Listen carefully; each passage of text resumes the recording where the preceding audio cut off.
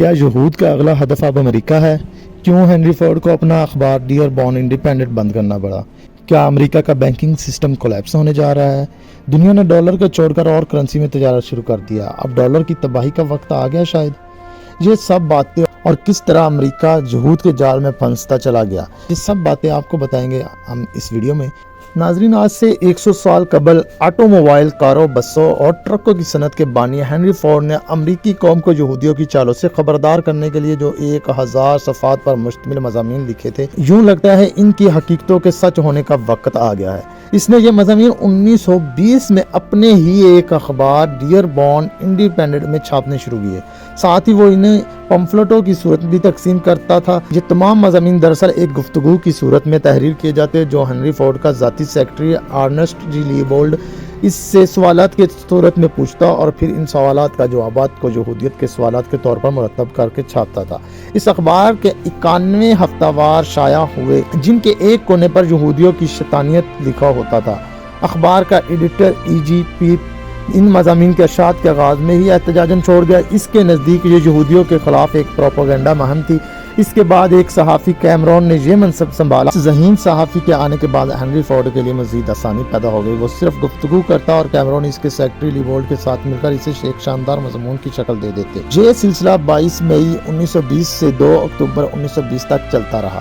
پھر اسے عالمی یہودی انٹرنیشنل جیو کے نام سے ایک کتاب کی صورت شائع کیا گیا، جو اس قدر مقبول ہوئی کہ اس کے پہلے ایڈیشن کی 5 لاکھ کاپیاں بک گئی۔ کتاب کے شائع ہوتے ہی نیویارک کے یہودی بینکار جو وال سٹریٹ پر مکمل کنٹرول رکھتے تھے، انہوں نے سان فرانسسکو کی ایک یہودی کوآپریٹو فرم آریون سپریو کے ساتھ مل کر ہنری فورڈ اور اس کے اخبار ڈیئر بورن پر حتیٰ عزت کا مقدمہ کر دیا۔ عدالت کے سامنے ایڈیٹر کیمرون نے ان مضامین کو اپنے ذہن کا اختراع قرار دے کر ہنری فورڈ کو بچانے کی کوشش کی، لیکن امریکی عدالتوں اور سیاسی نظام پر یہودیوں کا خوف ایسا تھا کہ ہنری فورڈ کو امریکی عوام کے سامنے عام معافی مانگنا پڑی، اور ساتھ ہی اس نے 31 دسمبر 1927 کو اپنا اخبار ڈیئر بورن انڈیپینڈنٹ بھی بند کر دیا۔ امریکہ کے ساتھ ساتھ یورپ بھی یہودیوں کا معاشی کنٹرول بھگت رہا تھا اور جرمن قوم اس سے بھی زیادہ متاثر تھی۔ جنگ عظیم اول میں شکست کے بعد جرمن سیاستدان اور نازی رہنما بالڈر وان شراچ نے یہ کتاب پڑھی اور پھر اس نے 1922 میں جرمن زبان میں ترجمہ کروا کر چھاپا۔ اس نے اس کے سرورق پر لکھا کہ میں نے اسے پڑھا اور میں یہودیوں کے مخالف ہو گیا۔ جنگ عظیم اول کے بعد جرمن اقوام کا شکست کی شرمندگی سے نکالنے والے عظیم لیڈر ہٹلر نے کہا تھا کہ ہنری فورڈ میرے لیے ایک روحانی تحریک کا باعث ہے۔ وہ فورڈ کو واحد عظیم آدمی کا لقب دیتا تھا۔ ہٹلر نے اپنے مؤنخ کا دفتر میں ہنری فورڈ کا بہت بڑا پورٹریٹ لگا رکھا تھا اور دفتر میں ایک چھوٹی میز پر اس کی کتاب کی لاتعداد کاپیاں پڑی تھی۔ خود تو یہ کتاب امریکہ میں نہیں چھپ سکی۔ جنگ عظیم 2 کے بعد 1949 میں اس کی تخلیص برطانیہ سے شائع ہوئی اور اس سے امریکہ میں لا کر بیچا گیا، مگر اسے ایک منصوبے کے تحت مارکیٹ سے غائب کر دیا گیا۔ اس کے بعد امریکی سیاست اور معیشت پر یہودیوں کا ایسا قبضہ ہوا، یہ کتاب دور کی بات ہے، یہودیوں کے خلاف گفتگو کرنا بھی خود کو مشکلات میں ڈالنے کے مترادف ہو گیا۔ جو کوئی بھی ہولوکاسٹ کے مظالم کے بارے میں یہودیوں کے گھڑے ہوئے افسانوں کو چیلنج کرتا تو اسے نہ صرف امریکیوں بلکہ دنیا بھر کے ممالک میں قید و بند کی صعوبتیں برداشت کرنا پڑتی۔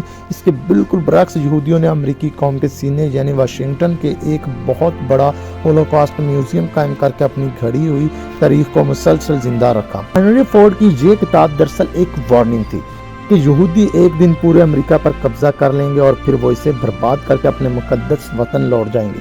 لوگ اسے ایک پروپیگنڈا سمجھتے تھے، لیکن جیسے ہی 11 ستمبر 2001 کو ورلڈ ٹریڈ سینٹر پر حملہ ہوا تو ایک بار پھر اس کتاب میں دی گئی وارننگ لوگوں کے اذہان میں زندہ ہو گئی۔ یہی وجہ ہے کہ اس کتاب کو 2002 میں کوالالمپور ملائیشیا سے شائع کروایا گیا، مگر جیسے ہی امریکہ پہنچی اسے پھر مارکیٹ سے غائب کر دیا گیا۔ اس کے بعد 2008 کا معاشی بحران آ گیا۔ صرف پراپرٹی سیکٹر کا ایک بلبلہ پھٹا اور دنیا بھر کا سودی بینکاری نظام ڈوب کر رہ گیا۔ دبئی میں بڑے بڑوں کا سرمایہ ایسے تباہ ہوا کہ لوگ گاڑیوں میں چابیاں لگائے انہیں ایئرپورٹ پر چھوڑ کر بھاگ گئے۔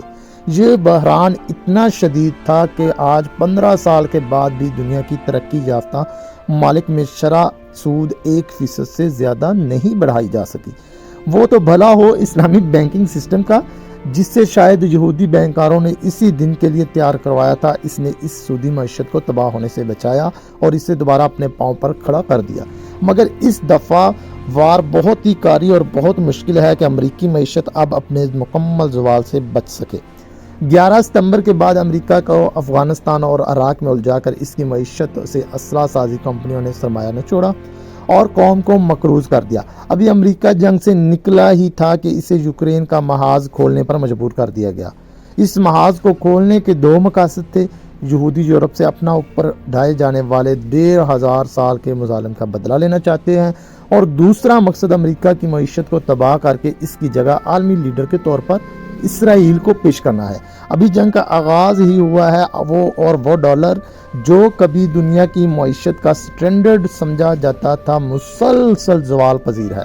ब्राज़ील, मलेशिया और रूस मिलकर चीनी करेंसी के जरिए मुतबादल मालियाती निज़ाम ला रहे हैं। दुनिया जिसकी 90% तजारत कभी डॉलर में होती थी, अब घटकर सिर्फ 60% तक रह गई है।